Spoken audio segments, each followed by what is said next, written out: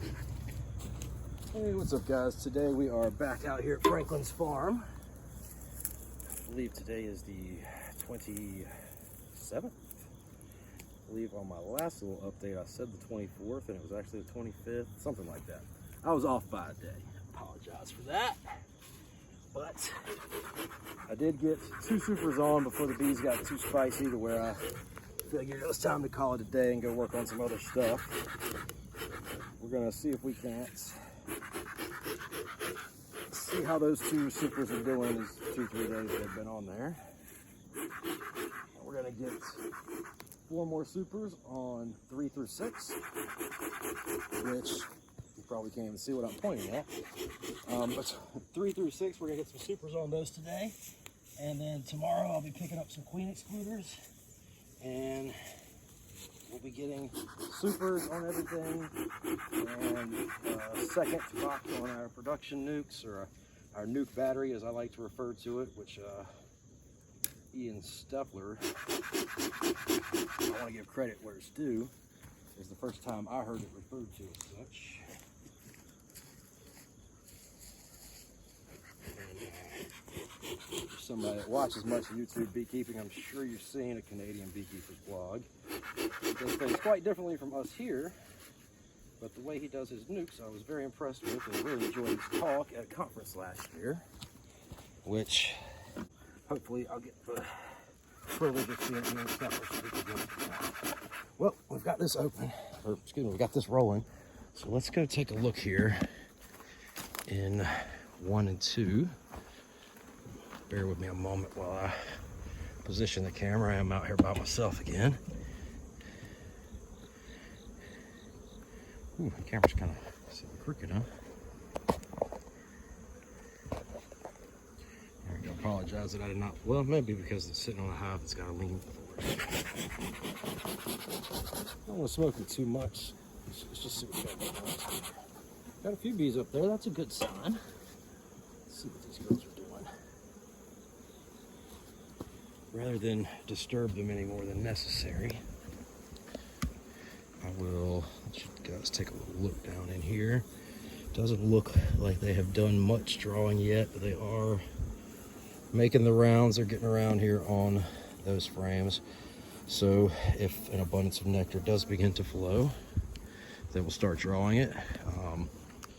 May do a little bit of supplemental feeding just to help them get their frames drawn, because I would like to have mediums ready for next spring. If not, maybe just feed some sugar syrup to get them to build it out, and then extract the sugar syrup, feed it back to them, and take the supers off for winter. Still got plenty of time to decide here. Let's have a check. I think we're 5 weeks away from our first expected frost. So it is not a rush here. For those of you in colder climates, we're in zone 8A or B. 8A, excuse me. Right, brain fog today. This weather just kind of puts you down sometimes. At least it does for me. So, game plan, we're gonna do one at a time. We've got some apivar that is ready to come out as of 3 days from now. So we're just pulling apivar just a few days early. And we're gonna plan on getting in here and hammering these with some oxalic acid in a week or 2. Just to get those phoretic mite count back down, get ready mite washes, and be ready for the fall.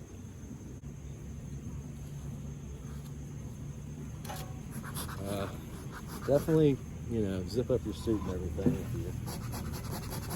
you're not used to getting plenty of stings. That might not be the best place for that, huh? So, these have all gone down, of course, from the smoke. See, we've got an apivar strip here and here. Got some good coverage. Everything seems to be drawn out in these hives, which is good to see. So hopefully they will continue drawing this late in the season. Highly unlikely they're going to draw much unless this nectar flow really picks up like I'm hoping for. Which if this rain does come in, could be very beneficial for the flow.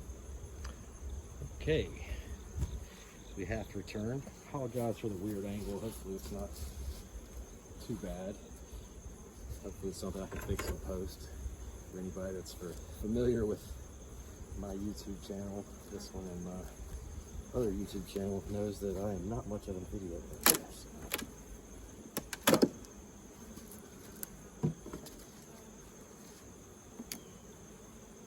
Hopefully, if the angle is bad, I will be able to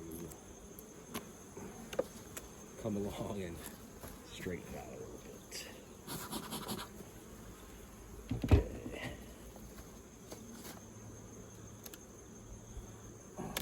In here, we're going to make sure that we don't have any signs of being honeybound. I'll make sure that the queens are laying just fine.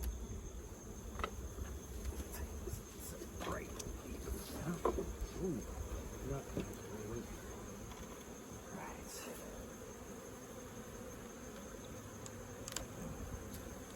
So this is one of the reasons why many beekeepers advocate for turning your hives up on the side like this when you're doing inspections, because you can see stuff like this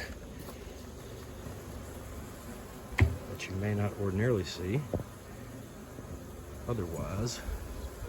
We've got a cup right there. Of course, it looks like it's just a practice cup. There's no larva in there that I can see. These bees are getting a little spicy. They do not like me being here in this weather. So I'm gonna slap this back together real quick. Basically just need to get these strips out of here. Take a little peek down in there. This hive right here has great coverage. Surprisingly, some drone bird this way? No way. So a lot of times you can take these drone broods here, uncap them, and look inside, and we actually have 1, 2, 3 mites in there. Usually means they're probably breeding. That's what mites do under cap cells, especially drone brood. So that's a good indication that there's definitely been some mite breeding.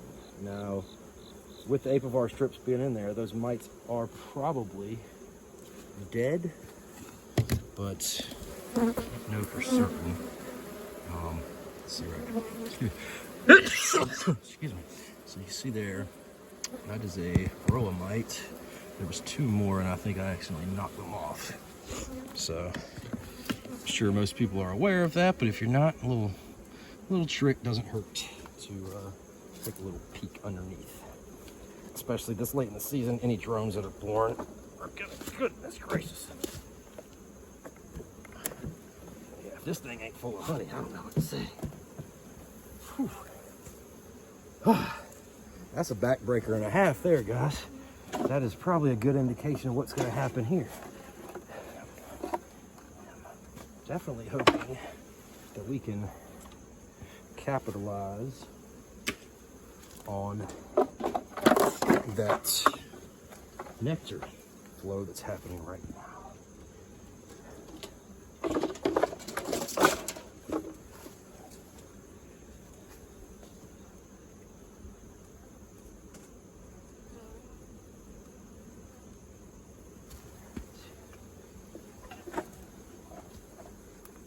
And then the odd chance there's any masochists watching right now, I'll give you a sting count. I'm at 1 that I got a minute ago when one got caught into my cup. Actually, still got the stinger.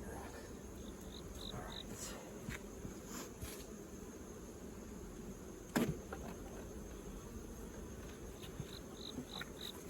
And always be sure, make sure that your frames are really tight together. I left the sticker on this one, a little UPC barcode, just because I want to see how well the bees snatch it out of there, just for curiosity's sake. The rest of them I'll be peeling off. For anybody that noticed that and is like, hey, there's a sticker. I just like to do a little experimentation here and there, something like that. It's harmless, and see what happens. All right. So that was number 3 or 4. Which way are we going? Yeah, that was hive 3.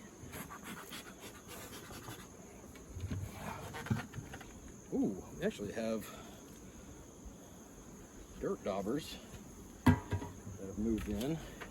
That is one of the reasons I'm not a big fan of these ventilated tops.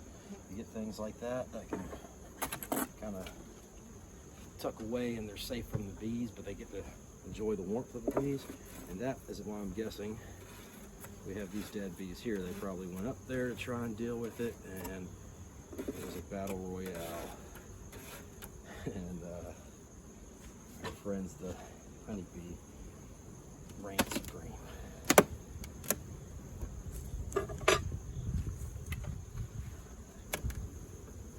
Oh gosh.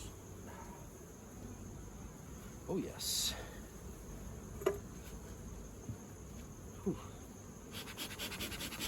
Yeah, this is definitely one of those days you wish you had a second set of hands.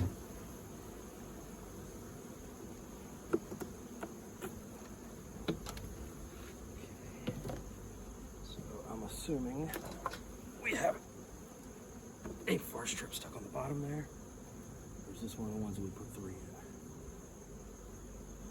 Okay. So I need to make a note to double check here before we harvest any of that honey for human consumption, especially when you're using amatraz and various miticides or treatments that are labeled not fit for human consumption.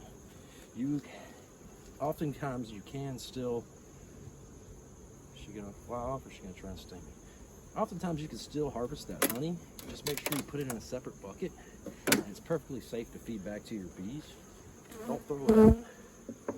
Never throw that out. It's got some kind of purpose. If it's fermented, you can make mead.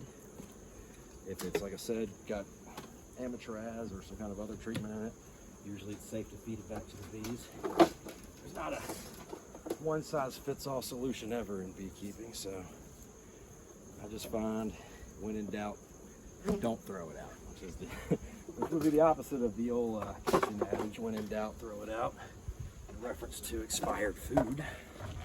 But something like honey that lasts virtually longer than history,